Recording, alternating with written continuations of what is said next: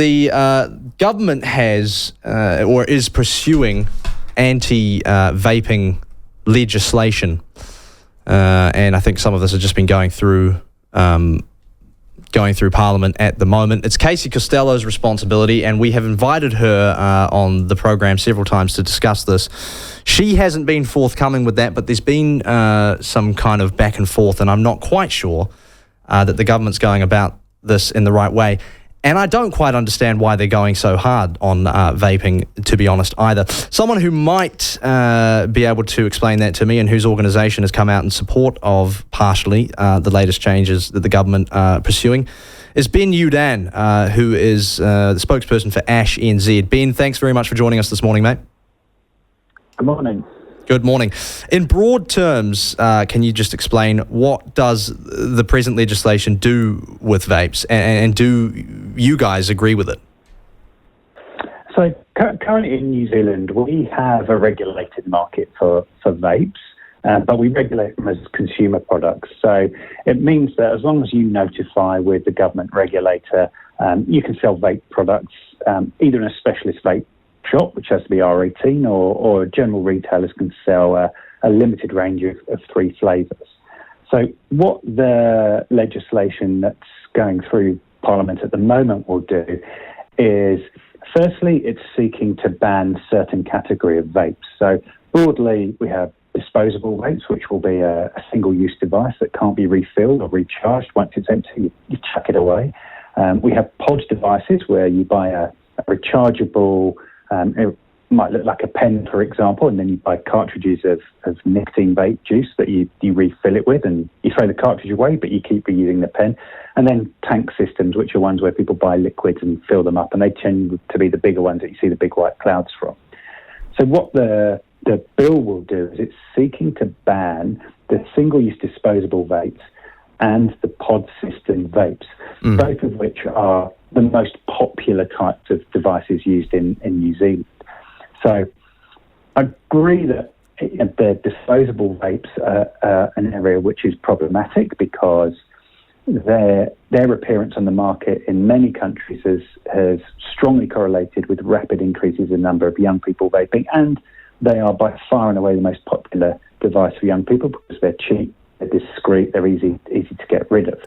But the bill also extends to ban those pod systems, which are the most popular systems in New Zealand for people who've stopped smoking. So by all means, disposable vapes are a big issue for young people, but I think extending this to the pod vapes is going to be really problematic, and I think significantly increase the risk of a lot of people going back to smoking. Yeah, and the thing is that this legislation I keep seeing largely is aimed towards youth vaping, and that was what your survey was about, and that's what the government's trying to do. It seems to me, though, that disposable vapes are also used widely by adults and people who quit smoking, and in fact, the ease of use and the cost of it is actually a big incentive for people who are seeking, some form of smoking cessation device. Do you think that this legislation in its present form is going to have unintended consequences in driving adults back to smoking? I think as it stands, it almost certainly will. Particularly if the pod systems are got rid of. And because the pod systems, disposables are popular, but the pod systems still have a slightly larger market share and have helped tens of thousands of people stop smoking actually in the last few years in New Zealand. And removing those is going to remove a device which is easy to use, relatively affordable, and also relatively accessible. You can buy them where you can buy cigarettes. So taking those things off the market, I think, will be really problematic because what the bill is not doing and is not addressing tobacco, which is actually the thing that kills people. And so all those places which sell pod vapes at the moment also sell cigarettes. So the place where somebody who is stopped smoking, trying to stay smoke-free, is off to go and get their nicotine pod that's helping them stay smoke-free, won't be able to sell those anymore, but it will be able to sell cigarettes. And there'll be a pack of cigarettes staring them right in the face right there.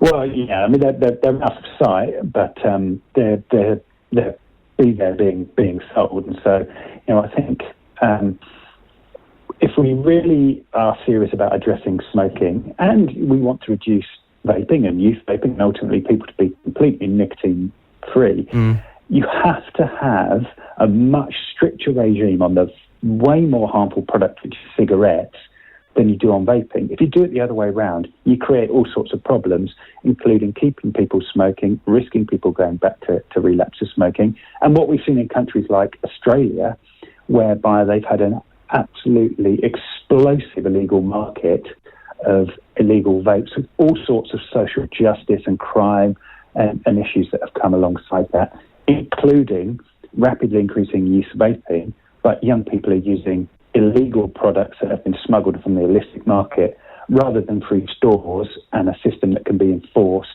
like in New Zealand. It does seem a little bit weird to go this nuclear on something that I think still has an NHS rating of being 95% healthier than smoking. The other thing was that one of the key tenets of the legislation was not only banning certain types of vapes from being sold, but increasing significantly the fines for selling was it all vapes or disposable vapes to people under 18? But so any vape product. Any vape to under 18. But your own survey, did it not, said that fewer than 15% of young people vaping were purchasing their vaping products themselves. They were coming from friends and family. So how effective can that be? So I think I don't have a problem with increasing the fines to anyone who's a shop that's selling a vape to kids. The issue is not necessarily the size of the fine. It's the fact that we're not resourcing any enforcement, that there's been tremendous confusion from the regulator to the industry about how they need to comply, what they can and can't sell, that's resulted in court cases, that's resulted in back and forth with the ministry and the regulator. And so until we actually get that sorted out, increasing the fines is, it's a decent signal you're taking it seriously, but it's not likely to really achieve a great deal without actually having some sensible, decent enforcement and a regulator who's kind of good at doing their job behind it. But, having said that, you're also correct that there is quite a significant social supply of vapes for young people as well, be that family and friends, be it older people, older young people. Well, that was how it always worked, wasn't it? If you were underage, you'd go to some bloke that was hanging outside the 7-Eleven and say, can you buy us a pack of Dars? Yeah, and very much, similar patterns that we've seen with cigarettes in the past. So the other part of this is really having a clear understanding that we can't fix this all with laws. Some of this has to come around what we know, evidence-based, proven processes we've done around other substances, around working with young people about social competence models, understanding how to navigate when they live in a world where these things exist and there's temptations and people are using them, rather than just trying to cut off a small part of the supply to young people. And again, coming back to places like Australia and even actually the USA, where we've seen that the supply to young people has really shifted towards the black market and illicit products as well, and losing control of what's happening around young people and vaping. And we really don't want that to happen. We're still clinging on to some because we have a regulated consumer product for vaping, but we have to be really careful that we shepherd that and we legislate in a way that still ensures adults are getting what they need to stay smoke-free and being able to control how young people are accessing products in a much more effective way. Ben, why wouldn't you focus purely on, reducing the number of people who smoke cigarettes, given that is the clear killer that we have decades worth of stats and information on? Why would you start trying to fight a war on two fronts and start messing about with the availability of vapes before you've solved the smoking issue? And in fact, the government got into quite a lot of stick for reversing aspects of the smoke-free legislation that had put restrictions on tobacco sales.